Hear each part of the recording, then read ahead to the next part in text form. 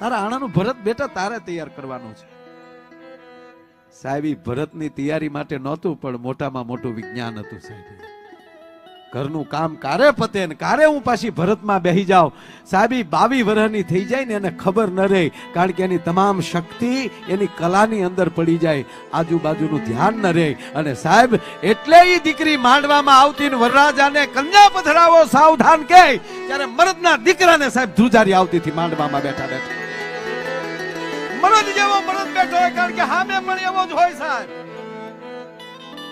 અને આ અણવર સુગા મારે રાખતા હતા, ફેશન નો નહોતો, ધ્રુજારી આવતી હતી, પકડી રાખવો પડે સાહેબ. અને બેન પણ દીકરીને બબે બેનું પકડીને સુકામ આવતી હતી.